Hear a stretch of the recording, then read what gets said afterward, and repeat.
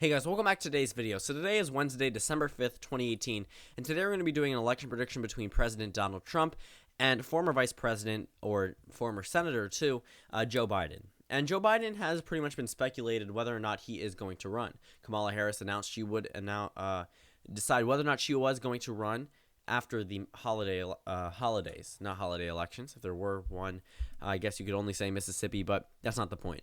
Right now, a number of these candidates are contemplating whether or not they're going to run, and we haven't really heard too much from Joe Biden. There are those little media scares where all of a sudden Joe Biden says, I might run. The next day, I'm not going to run. And then nothing for 6 months. Happens again. That happens again. But right now, Joe Biden probably is the most logical candidate for the 2020 presidential elections, if we're being completely honest. Bernie Sanders could have some, I guess, characterization flaws. Yes, he is a good guy. But the thing is, progressive candidates have done pretty well in primaries. If 2018 proved anything, they can upset a number of Democratic incumbents. Unfortunately for them, most of those people who did go on to the general election, like in states like Florida or in states like, let's see, Florida I know had one, Georgia I believe had a couple, and there's just scattered around the country. There isn't really just a clear conclusion. I mean, Maryland was one, but that one was pretty solid for the GOP already. But there were a lot of hopefuls with these candidates, and yeah, I guess you could say in the primary elections there were big things like Andrew Gillum polling fourth place and winning a primary in a big of a state as Florida. Look at my home state of Maryland, Alexandria Ocasio-Cortez in the state of New York, and there were a couple of other ones. But right now, those progressive candidates, not many of them did actually have too much success in terms of how they turned out. Yes, some state legislature races went a certain way, but a lot of these candidates were progressive candidates running in pretty conservative or moderate districts that really did not go too well with voters. But again, the Democrats gained 40, possibly 41 if there is a redo election in North Carolina's 9th district. The Senate elections didn't have too many progressive candidates per se, if we're just considering quote-unquote progressive candidates. But other than like someone like Bernie Sanders, but obviously these were already safe states. But the House elections, the governor elections were areas where it actually did matter in terms of, I guess, not really affiliation, but how they call themselves within the affiliation under the Democratic Party. But again, that's going off a little bit more off topic. Right now we're talking about Joe Biden. So Joe Biden, number one, former senator from the state of Delaware, born in the state of Pennsylvania, ran with Barack Obama in 2008, then won again with him in 2012. Most recent vice president outside of Mike Pence.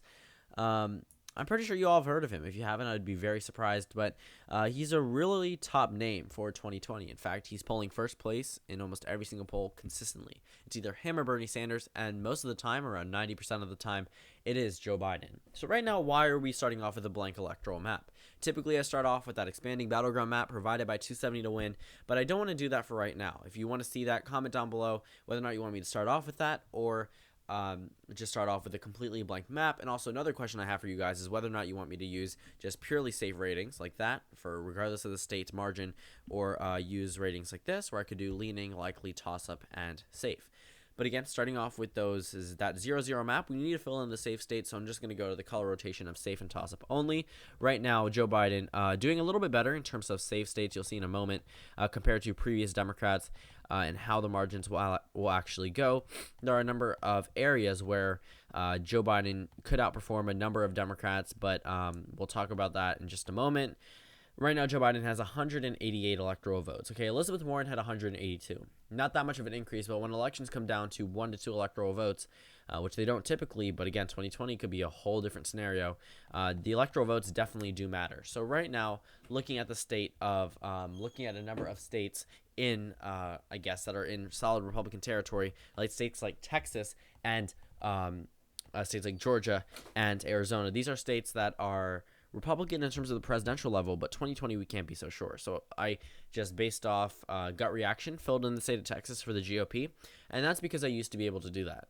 After the 2018 Senate election and Beto O'Rourke's outstanding performance over Ted Cruz, and when I say outstanding, it doesn't mean I necessarily prefer Beto O'Rourke or Ted Cruz or vice versa. It just means that the Democrat did phenomenal compared to a previous Democrat, like in 2014, which is the last midterm election year when the Democratic Party thought they had a chance at a Senate race or a governor race, and it just didn't happen.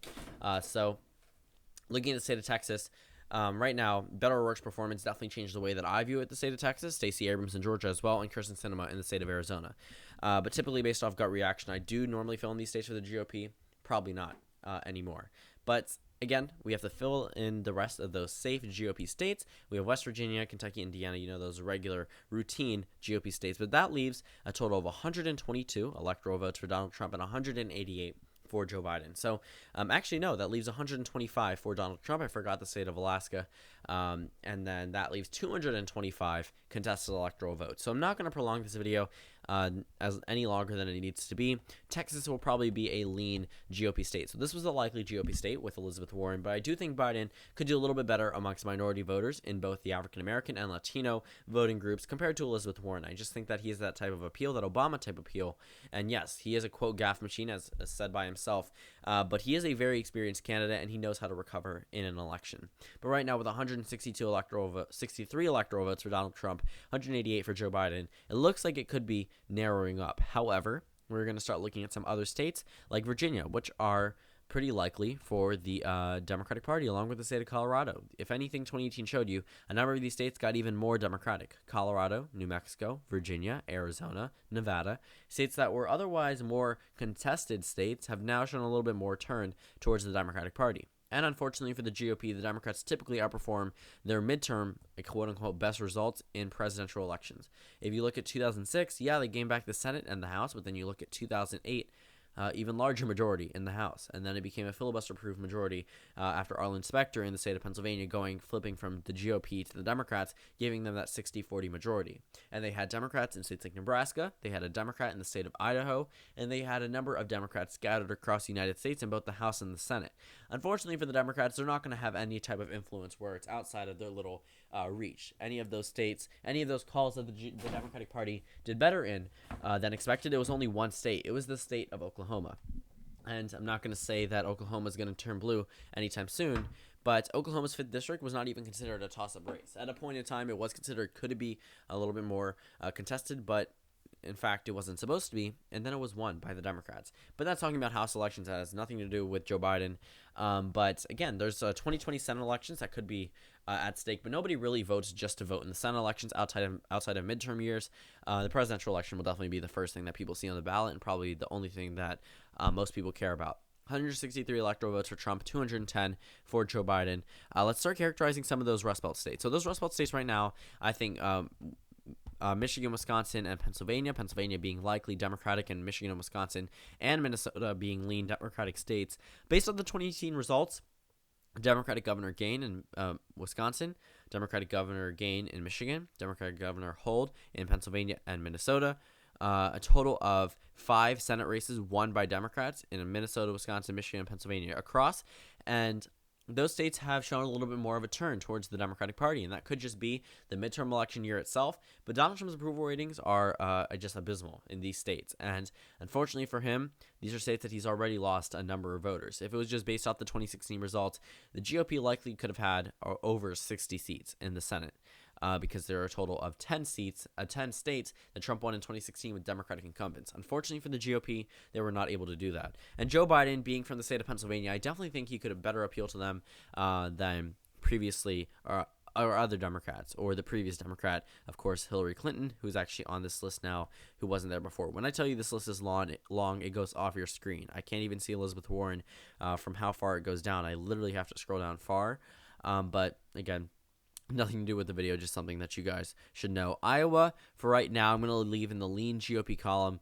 I do think that after the 2018 midterms, and just looking at the state itself a little bit more closely, yeah, they did have some gains for the Democrats in the House elections, and if it was just based off House elections alone, which is going to be a different video, the Democratic Party would win the 2020 presidential election. But still, Iowa right now is a GOP state just based off the statewide results coming from the state of Iowa. Nebraska's 2nd district I would leave as a pure toss-up. Ohio I'm going to leave as a pure toss-up, along with the state of North Carolina. I think that one would be a pure toss-up. The state of Georgia itself, I think, would be a pure toss-up, along with the state of Florida. And that's a lot of pure toss-up states, but with good reason. These are states that are exceptionally close, and it's very hard to gauge 2 years out. And looking at the state of New Hampshire, that one likely could go into the lean Democratic column, along with Maine at large going into the likely Democratic column, and then the 2nd district in the pure toss-up column. And that effectively makes Joe Biden the next president of the United States of America, or the president-elect. With 17 contested electoral votes left, Arizona goes in the pure toss-up column, and then the state of Nevada goes into the lean Democratic column, considering that Democrats there won by around 5% in 2018, and then they won an election year where Donald Trump was able to flip 3 Rust Belt states that haven't flipped in around 3 decades.